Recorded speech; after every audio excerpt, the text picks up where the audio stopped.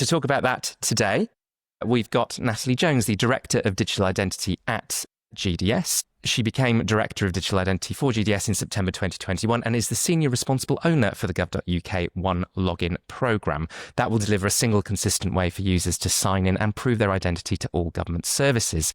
Natalie has been in the civil service for over 15 years, the majority of which was in the UK Home Office, where she worked across a range of technology-enabled programmes. But as you've heard, she's going to be talking about One Login today. So, Natalie, over to you. Hello, everybody. Thank you for having me. The first thing to say is that I think this is going to be in the sweet spot between the two things you've already heard. And from my perspective, challenge accepted. So those of you in the room that are from GDS can expect a week note about clearing up your inboxes and getting rid of all that stuff that you just don't need. So really, really thoughtful, provoking stuff so far this morning.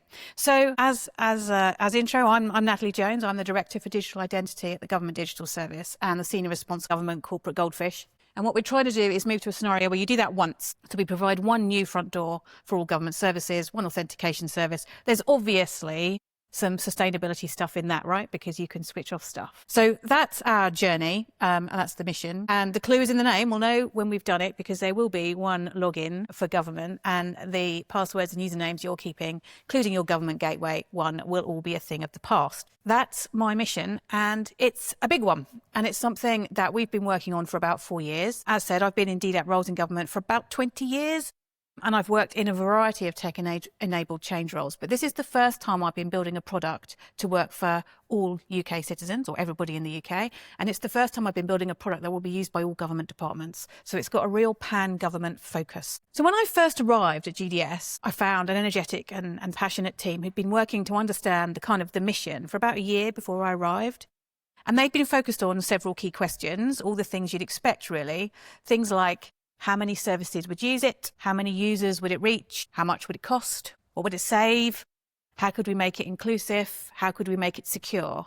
But here's the thing. No one was talking about the environmental impact of the work we were doing, and no one was giving any consideration to sustainability. If you're at all familiar with the Government Digital Service and its history, then you'll know that we've always been pioneers for better digital development. If you look back in our history, you'll find many moments where we agitated for change and advocated for a different course of action. Take gov.uk itself, replaced over 200 siloed websites and brought services together in pursuit of championing user needs. Or consider accessibility, now a legal requirement for all government services, a cause also championed by GDS. Agile iterative delivery is encoded into the GDS service standard, and we've been responsible for the biggest digital shake-ups in government history. We are leading a fundamental shift in how digital teams across government work, and the slides you saw at the beginning with Joanna and our Secretary of State, Peter Kyle, are just the next version of that. So I began to wonder, was GDS, with its boundless enthusiasm and endless optimism, the ideal champion for sustainability across government digital services? At a time when climate change and sustainability were rarely out of the national and global headlines, and when the global emissions from technology were increasing at an alarming rate, and you saw the stats earlier, twice the size of aviation, I was leading a team to build a service that would become critical national infrastructure, and yet we had no understanding of the impact it would have on the planet. So I asked myself, as the SRO, what environmental legacy did I want One Login to have? And what, in real and practical terms, could I do to make sustainability one of our priorities? Sometimes in life, one bit of your life can influence decisions in the other. And while I was mulling this question over, I had a serendipitous meeting with a soldier. It was called Hugo. And he told me about how he'd influenced the British Army to take carbon emissions seriously. And he sat down and he talked us through his story, and it was frankly mind-blowing. He'd lobbied generals, he'd blagged his way into meetings, he'd begged, borrowed and stolen expertise. But actually, the end result was that he got British Army to agree to cut carbon emissions by half by 2030, faster than any other of the arms of the Defence Forces. And it really, really got me thinking. So I'm gonna age myself with this. How many of you remember Knight Rider? Anybody remember Knight Rider? So there's a line from that, and I don't know if you remember it, but Kit the car used to say, "One man can make a difference, Michael." And Hugo's story really resonated. It brought that kind of line to mind. And so what can one person achieve? And I think the answer to that is probably, it depends. In my case, I set out a vision. I wanted One Login to be one of the greenest digital services in government, to be as low carbon as it possibly could be, and to demonstrate that technology can be designed sustainably and delivered efficiently. I wanted to show that it was possible to be environmentally responsible while delivering digital services across government. So, okay, I've had an epiphany, but that really isn't going to move the needle. So the first thing I needed to do was to convince my own SMT. And honestly, while there were a few quizzical looks when I raised this at our meeting, they were pretty quick to get on board. So the next thing I needed to do was work out what being as green as we could be actually meant in practice. And some of the people here have already spoken on how tricky that is, right? It's not a one-size-fits-all problem. And to do this end, I needed some help. Cue the creation of a small but perfectly formed green IT team, as they were initially known, led by the amazing Jennifer Marks, who's sat at the back here today.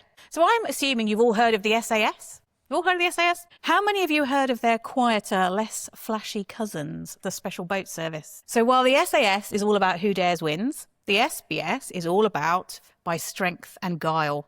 And they have a lot in common with our sustainability team. When we first started talking about this within the programme, a few things became clear, right? Some people really cared about sustainability and wanted to be involved, and some people just didn't. It's not that they didn't care about the planet, it's just that they didn't feel suitably impassioned to do anything about it. It was total inertia. And this is what I've come to realise is the biggest challenge for sustainable delivery of digital services. People. The pathway to planetary destruction is paved with indifference. Not everyone is a raving climate change denier. All they have to be is apathetic. So the key question became for me, how could I overcome that? How could I make people care enough to act? If I wanted One Login to be one of the greenest digital services across government, I needed people who believed, who were passionate about sustainability, and who were keen to prove that One Login could be more efficient, that it could be a low-emission system. But more than that, I needed a team who could drive transformational change. Amongst all the disinterested faces, all the like, why do we have to do this, and what's the point of that?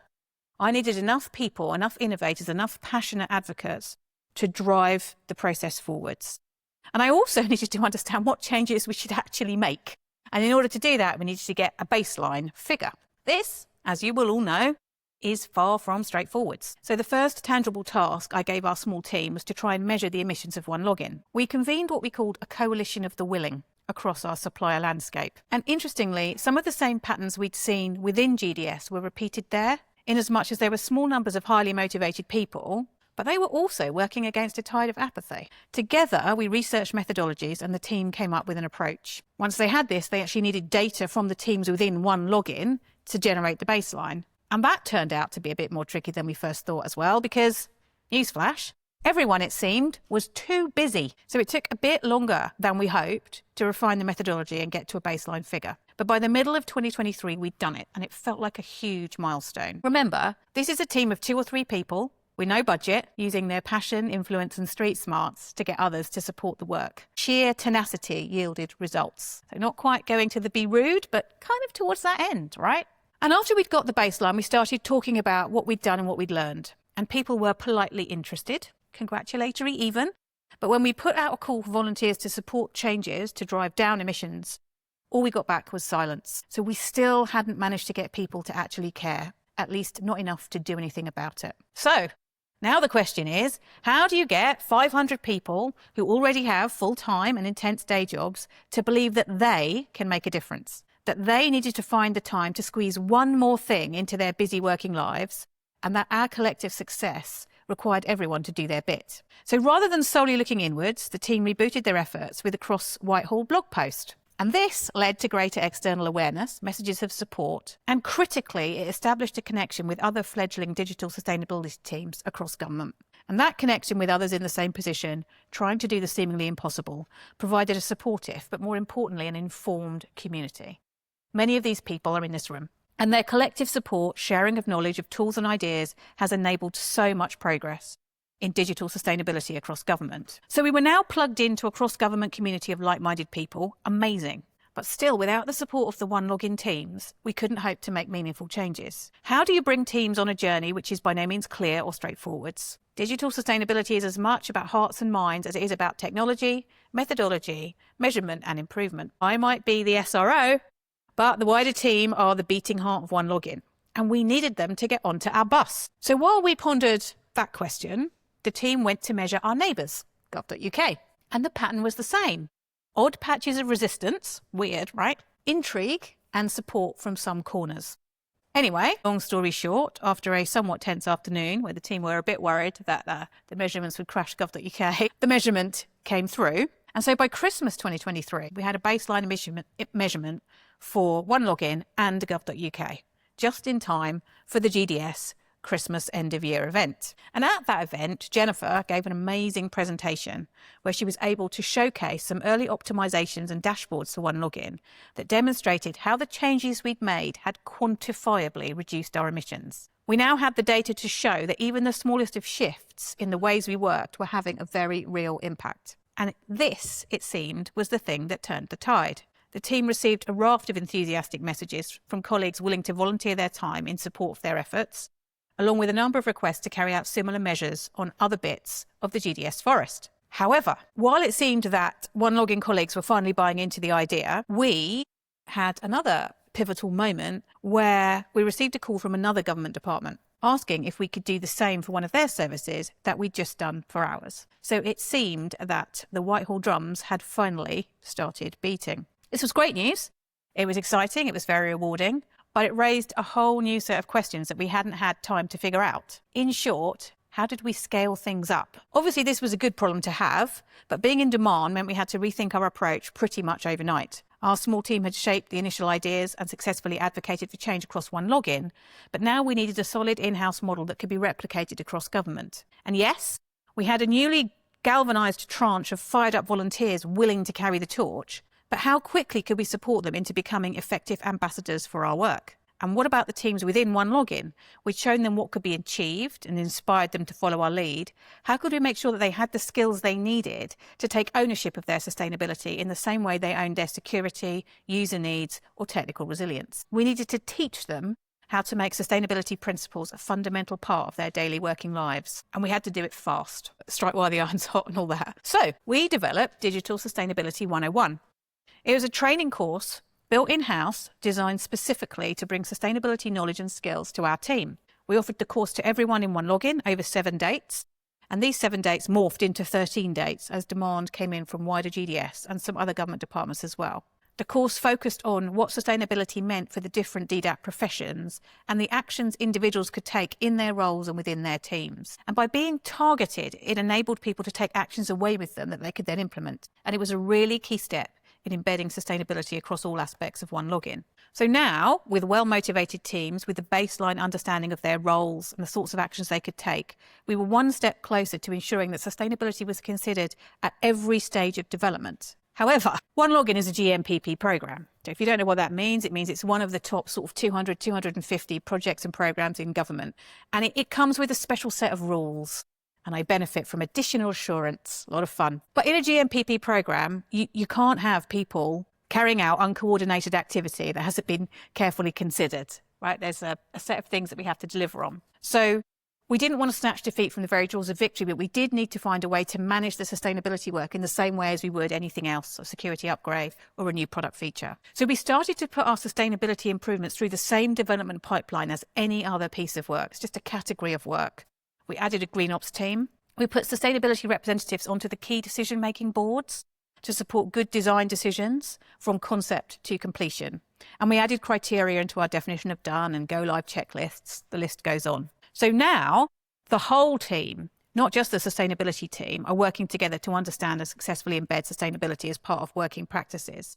Because it's no longer an outlying issue, it's now a pillar of responsible technical delivery, like accessibility and security. There is obviously still much more that can be done. But I'm optimistic that with a skilled and emboldened team, we can move faster and really drive down our emissions, especially as the system grows and onboards more departments and their services. We're already seeing it happen. But the wider One Login team is now taking responsibility, suggesting and trialling new sustainability ideas, some of them big ideas that perhaps we'll talk about later this year. So I guess to finish, my takeaways, what did it take? So as with all transformational change, it took alongside strength and guile, articulating a bold vision for change and just holding steady, like keeping your nerve, like maintaining a course. Finding that core set of innovators who can kind of like fan the flames, and build enthusiasm within your teams. Encouraging and supporting a continual sharing of progress and challenges. Engaging the wider team and expert community as much as you can to get their advice and leverage their expertise. Take the opportunity to nurture curiosity, educate the interested, and provide training where possible. Maintain your courage in the face of setbacks and celebrate successes which demonstrate the art of the possible. I think that while digital sustainability isn't straightforward, it's not clear and it's not simple, it offers a voyage for discovery. And we're starting to see the benefits we've learned from the process. I'm so proud of what our team, a small team of people with big hearts and huge courage, have achieved. And we won't stop here. If you are considering a journey a bit like ours, then the thought I'd leave you with is this. Supporting the planet through delivery of sustainable digital services is a little bit about the tech and mostly about the people.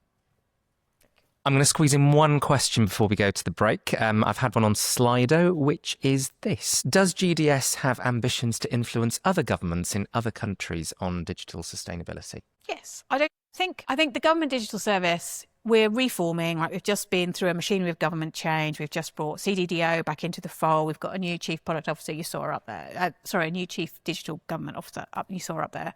I think there's a lot of things where we're sorting through the digital blueprint, deciding where things fit. And I think GDS has always been a massive international influencer. The gov.uk pattern, for example, forms the basis of like 19 different countries' corporate government websites. I think the more mature we get in this area, the more we'll be pushing that message outwards as we travel. Brilliant. Thank you. Thank you very much, Natalie.